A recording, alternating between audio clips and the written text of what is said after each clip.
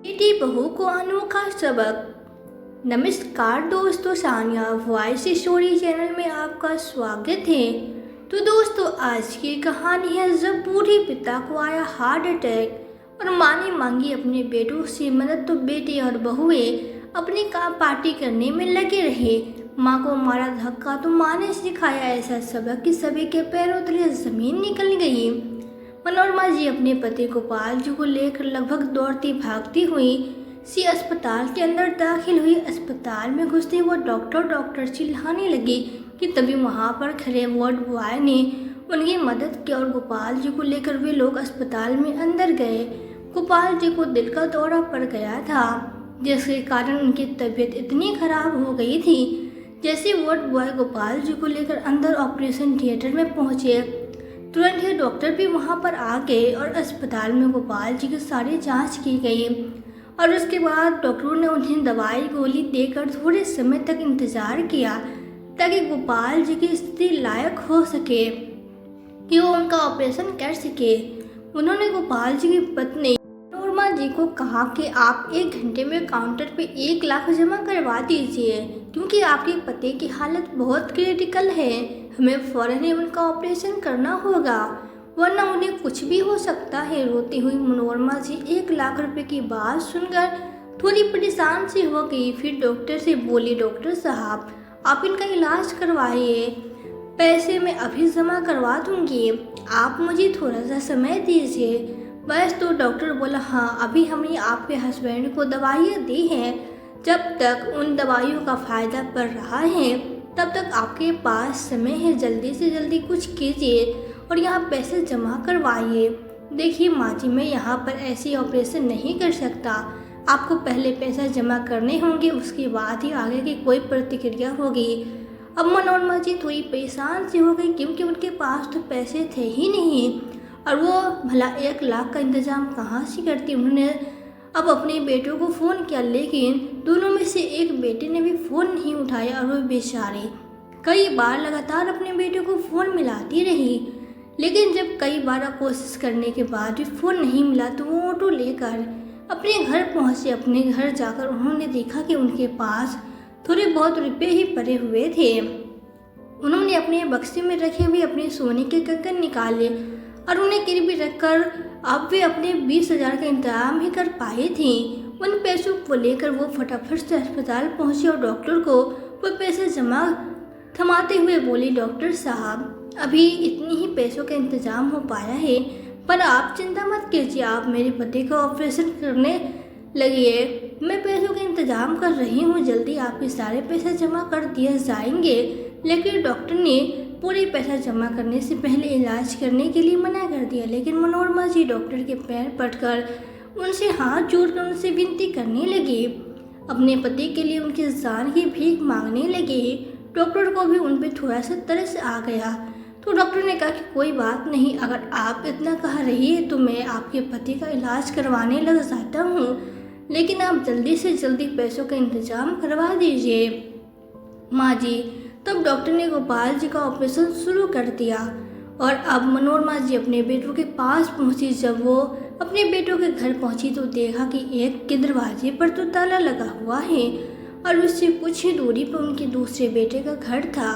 जब वो अपने दूसरे बेटे के वहां पहुंची तो वहां पहुंचकर देखा कि अंदर तो पार्टी चल रही थी, खूब शोर शराबा धूम धमाका मच रहा था। उन्होंने कई बार दरवाज़ा खटखटाया, लेकिन जब उन्होंने थोड़ा सा धक्का दिया तो दरवाजा खुल गया। खूब तेज आवाज में वहाँ म्यूजिक चल रहा था, साथ ही चमचमाती लाइट जगह जगह लगी हुई थी। घर को बहुत अच्छे से सजा रखा था, पर आज तो ऐसा कोई खास दिन नहीं था। फिर बच्चों ने यह सब किस लिए किया होगा, यही सब सोचते सोचते वो अपने बेटों को ढूंढने लगी कि तभी उनकी नज़र उनकी बहू पे पड़ गई, जो कि सोफे पे अपनी सहेलियों के साथ बैठी हुई थी। अब कुछ समय तक तो वो यूं ही देखती रही कि सचमुच वो उनकी बहू ही है या कोई और, क्योंकि उनकी बहुओं ने उन्हें देख लिया था, लेकिन फिर भी उसने उन्हें नज़रअंदाज कर दिया। लेकिन कुछ ही देर बाद मनोरमा जी आगे बढ़ी और सोफे पे बैठी अपनी बहू से बोली, बहू तुम दोनों से मुझे कुछ बात करनी है। बेटा, मुझे महज और राकेश नहीं दिखाई दे रही हैं। मनोरमा जी को देखकर उनकी दोनों बहुएं काजल और प्रिया का मुंह बन गया और बोली, वो सब तो ठीक है, पर ऐसी कौन सी आफत आ कर रही है? क्या आप इस दशा में यहाँ चली आई? अरे अपना नहीं तो कम से कम हमारा ही ख्याल कर लेती। आपकी तो कोई इज्जत नहीं, पर हमारी तो इज्जत है ना। तो क्यों इस दशा में यहाँ चले आए, सब लोगों के सामने हमारी बेइज्जती कराने के लिए? कि तभी वहाँ पे बैठी उन दोनों की सहेलियाँ बोली, अरे कौन है यह बुढ़िया और अंदर कैसे घुसी चली आई? तुम लोग जानते हो क्या इसे?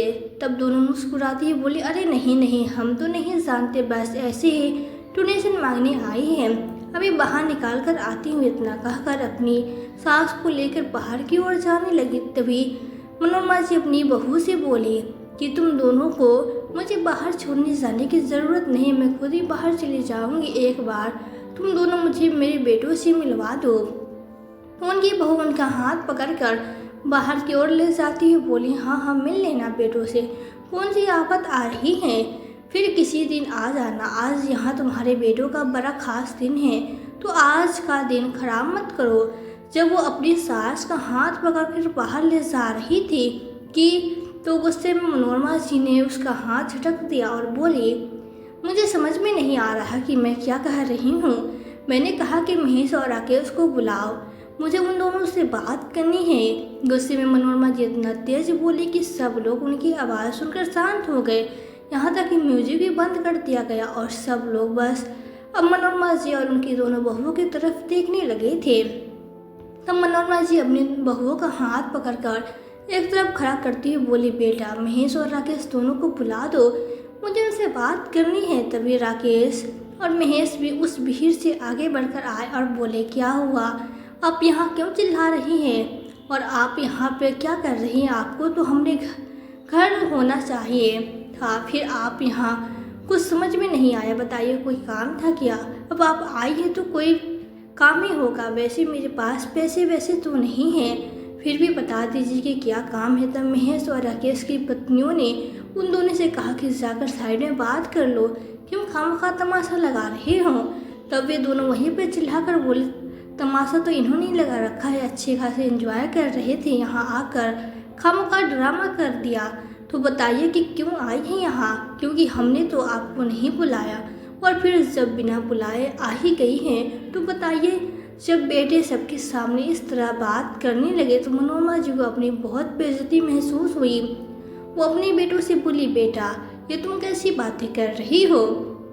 मैं तुम्हारे साथ ही नहीं हूँ, मैं तो तुम्हारी माँ हूँ, थोड़ी तमीज़ से बात करो। तब मनोरमा जी ने बताया कि बेटा तुम्हारे पापा की तबीयत बहुत ख़राब है, अस्पताल में भर्ती है, डॉक्टर ने कहा है कि फ़ौरन उनका ऑपरेशन करना पड़ेगा, वरना कुछ भी हो सकता है। यह सब सुनकर बेटी और बहू पर कोई असर नहीं पड़ा। वो बोली, अच्छा तो इसमें हम क्या कर सकते हैं? अगर पापा बीमार है तो उनका इलाज डॉक्टर करेगा, और मैं तो डॉक्टर नहीं हूँ ना, आप मुझे बताइए कि मैं क्या कर सकता हूँ। तब मनोरमा जी ने अपने बेटों से बोला, बेटा डॉक्टर ने कहा है कि इलाज में 1 लाख रुपए लगेगा, और तुम तो जानते हो कि बेटा हमारे जीवन की जो भी कमाई थी वो सब कुछ हम तुम्हें दे चुके हैं, और अब हमारे पास कुछ भी नहीं रहा गया, इसलिए अब तुम ही कुछ करो, अपने पापा की जान बचा लो बेटा।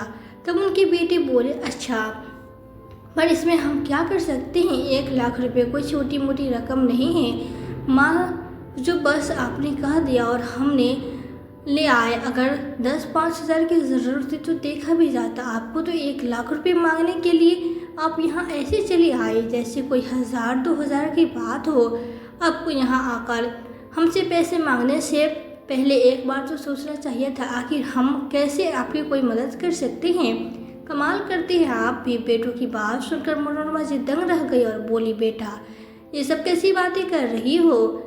मैं बहुत उम्मीद से तुम्हारे अलावा हमारा और कोई सहारा नहीं है, हमने अपने जीवन भर की कमाई तुम पे निछावर कर दी, तो अब मुसीबत के समय में तुम्हें तो हमारी मदद करोगे ना। पर बेटों ने तो साफ कह दिया कि अरे नहीं माँ, आपने जो भी किया वो आपका फ़र्ज़ था, हर माँ बाप अपने बच्चों के लिए करते ही हैं, आपने कौन सा हमारे लिए कुछ स्पेशल कर दिया? और फिर मुझे तो एक बात समझ में नहीं आती, कुछ क्लास पढ़ाने के एहसान किस बात का दिखाते हैं आप लोग? भला ऐसी कौन सी भी आपकी ज़िंदगी दी है आपने हमें, न ढंग के किसी बड़े स्कूल में पढ़ाया, न ही कभी हमारी ख्वाहिशें पूरी की। फिर भी देखो एहसान है, ऐसे जता रहे हैं जैसे पता नहीं क्या कर दिया। अब प्लीज़ मत जाओ यहाँ से, यहाँ पार्टी चल रही है और तमाशा मत करो। आपको जो भी कहना है आपने कह दिया ना, अब चलो निकलो यहाँ से। इतना कहते कहते बेटू ने अपनी माँ को बाहर धक्का दे दिया और अपने घर का दरवाजा बंद कर दिया और फिर से म्यूजिक बजाने लगे। वो बाहर से दरवाज़ा पीट रही थी लेकिन किसी ने भी दरवाज़ा नहीं खोला। अब मनोरमा जी के पास कोई और रास्ता नहीं था। अपनी पति की जान बचाने के लिए उन्हें कुछ तो करना ही था। बहुत देर तक वो अपने बेटों का दरवाज़ा खटखटा रही थी पर किसी ने न सुनी तो थक हार कर बेचारी पुलिस स्टेशन में जा पहुंची। अपने बच्चों की ऐसी हरकतें देखकर और ऐसी बातें सुनकर बेचारी रोए जा रही थी। ऊपर से उनके पति अस्पताल में भर्ती थे, जिनके इलाज के पैसे भी अभी उनके पास नहीं थे। जब वे पुलिस स्टेशन पहुंची और पुलिस वालों ने उन्हें रोता हुआ देखा तो वो उनसे पूछने लगे कि माँ जी क्या हुआ, आप क्यों परेशान हैं और रो क्यों रही हैं, किसी ने आपसे कुछ कहा है।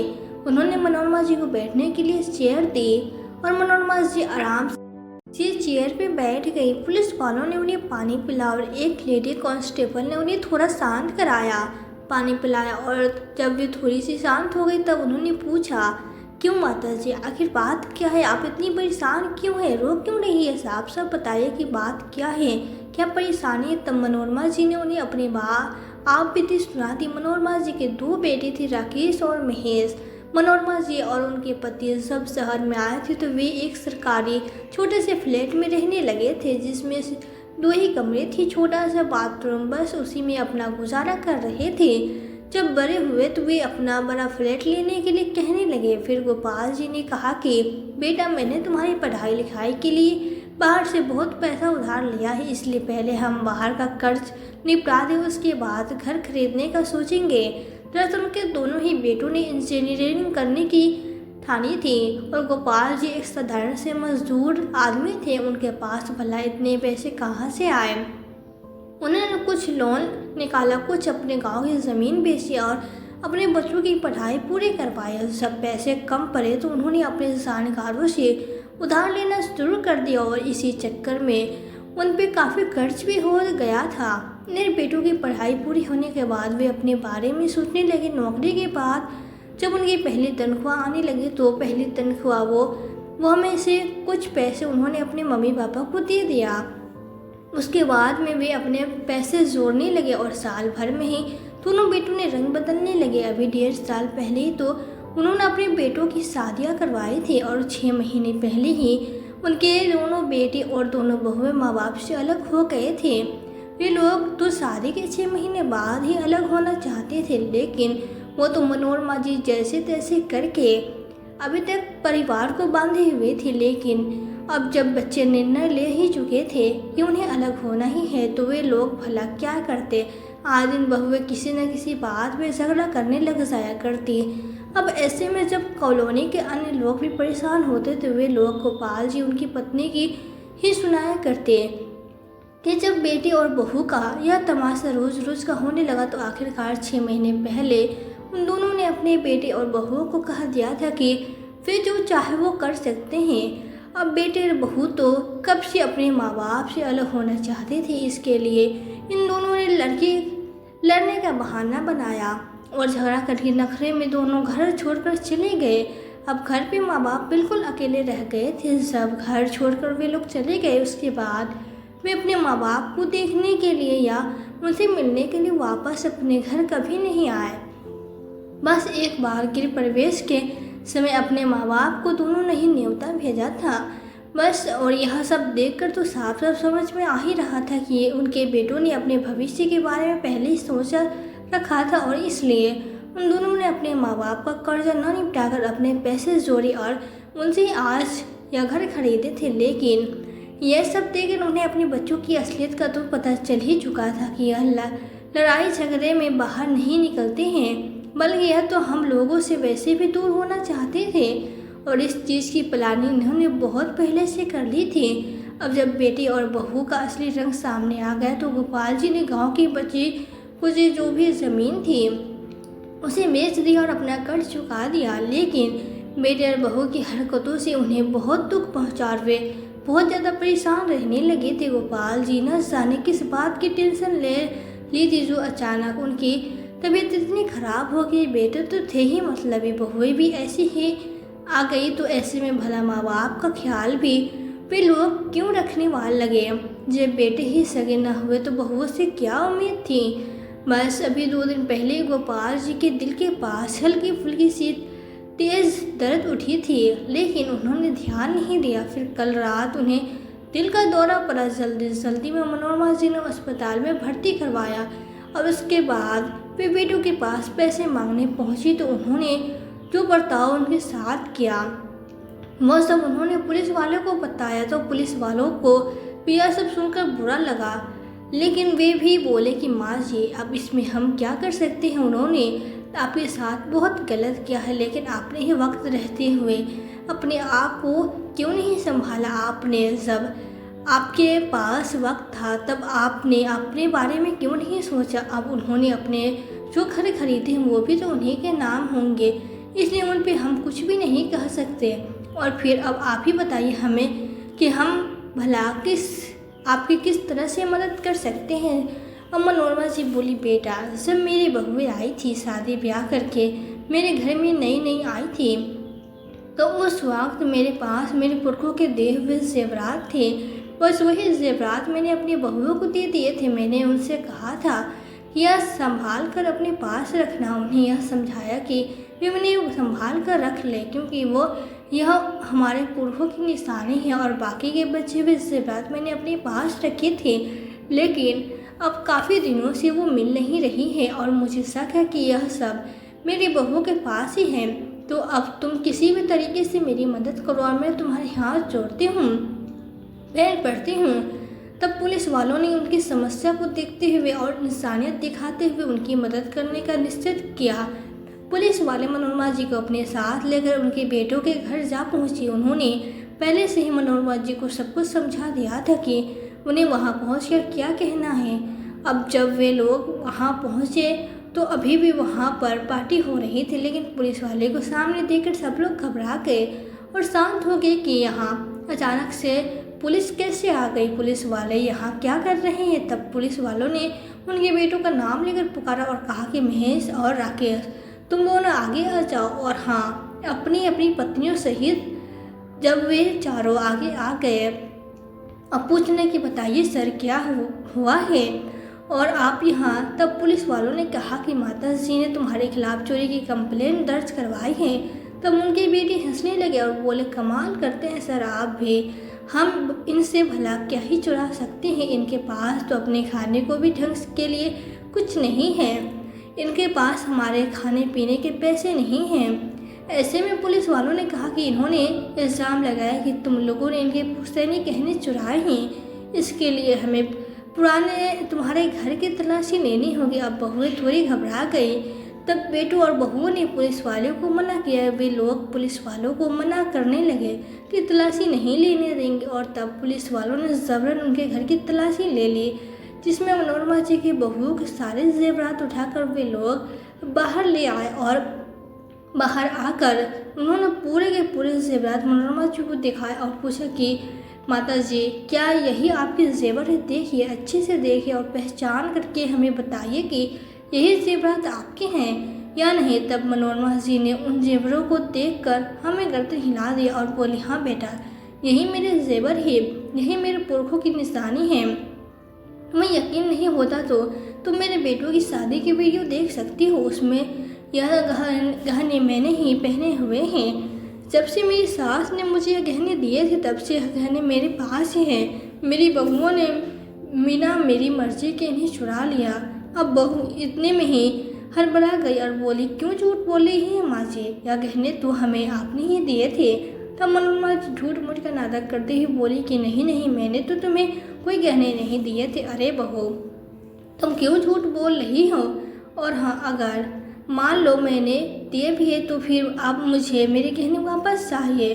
अब इन गहनों पे तुम में से किसी का भी अधिकार नहीं। यह गहने मुझे मेरे पुरखों ने दिए हैं और इन सब पर केवल मेरा ही अधिकार है। पुलिस वालों ने भी मनोरमा जी का ही साथ दिया और अब वो अपने उन्हीं गहनों को लेकर वहाँ से चली गई, क्योंकि बेटे तो उन्हीं धोखेबाज निकल गए।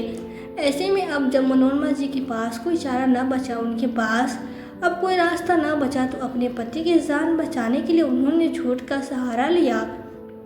और वैसे भी कहते हैं ना कि यदि किसी की जान बचाने के लिए कोई झूठ बोला जाए तो वो सच के से भी बड़ा होता है। तो बस यही सोचकर मनोरमा जी ने बेझिझक झूठ बोल दिया, क्योंकि इस झूठ से उनके पति की जान बचने वाली थी। अब मनोरमा जी ने कुछ जेवर बेचकर बाकी के पैसे इकट्ठे किए और अस्पताल में जल्दी जाकर उन पैसों को डॉक्टर को दे दिया और अपने पति का इलाज करवाया। गोपाल जी अब पूरी तरह से ठीक हो गया और दोनों पति पत्नी वो अपना जीवन ऐसे ही व्यतीत करने लगे। और जब वृद्ध अवस्था आई, एक ऐसी अवस्था जब उससे अपने काम खुद भी नहीं कर पाना असंभव हो रहा था, तब उन्होंने वृद्ध आश्रम की ओर अपना रुख किया। अपना वो घर बेचकर उन्होंने इसी संस्था को वो पैसे दान कर दिए जिस संस्था में अब वो लोग जा रहे थे। अपना घर बेचकर और सारे जेवर बेचकर उन्होंने वृद्ध आश्रम के संचालक को भी पैसे दिए और अब वे उस छोटे से वृद्ध आश्रम में जाकर रहने लगे और मृत्यु के समय तक उसी वृद्ध आश्रम में रहे।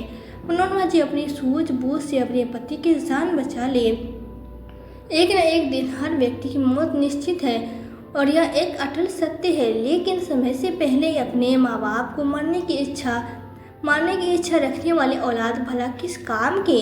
जब तक इंसान के शरीर में उसकी सांस रहती है तब तक एक आस रहती है कि शायद यह इंसान बच जाएंगे। ऐसे में पहले ही अपने हाथ खड़े कर देने वाली औलाद ऐसी औलाद जिससे अपने ऐश और आराम के लिए और अपनी अयाशियों के लिए तो उनके पास बहुत पैसे होते हैं, लेकिन अपने बूढ़े माँ बाप की जान बचाने के लिए उनके पास पैसे नहीं है। ऐसी औलाद भला किस काम की। मनोरमा जी अपने बेटों से अपनी औलाद से उनका वो पैसा तो वापस नहीं ले सकती थी जो उन्होंने अपने बच्चों के अच्छे भविष्य के लिए उन पर व्यर्थ किया कर दिया था, लेकिन उन्होंने उन गहनों को वापस लेकर अपने बेटे और बहू को एक सबक सिखाया और उन्हें एक झटका भी दिया जिससे उन्हें कुछ तो अफसोस हुआ ही होगा। साथ ही अपने पति की जान भी बचाई जो कि उनके लिए सबसे ज़्यादा ज़रूरी था। जब बात अपनों की जान बचाने की हो तो इंसान सही गलत और झूठ सच नहीं देखता। बस ऐसा ही कुछ मनोरमा जी ने भी किया। उन्होंने अपना पत्नी होने का फर्ज निभाया। अपने पति की जान बचाने के लिए उसने जो बड़ा उन्होंने किया और अपने पति को वक्त से पहले ईश्वर के पास जाने से रोक लिया। तो दोस्तों यह थी हमारी आज की कहानी आपको कैसी लगी हमें कमेंट बॉक्स में कमेंट करके ज़रूर बताएं। यदि वीडियो आपको अच्छी लगी हो तो वीडियो को लाइक और शेयर करके चैनल पर यदि नए हो तो चैनल को सब्सक्राइब जरूर कर दें। साथ ही बेल आइकन को प्रेस कर दें ताकि आने वाली वीडियोस की नोटिफिकेशन आपको मिलती रहे। तो आज के लिए बस इतना ही। मिलती हूँ आपसे एक नई वीडियो में एक नई कहानी के साथ। कहानी में अंत तक बने रहने के लिए आपका दिल से बहुत बहुत धन्यवाद।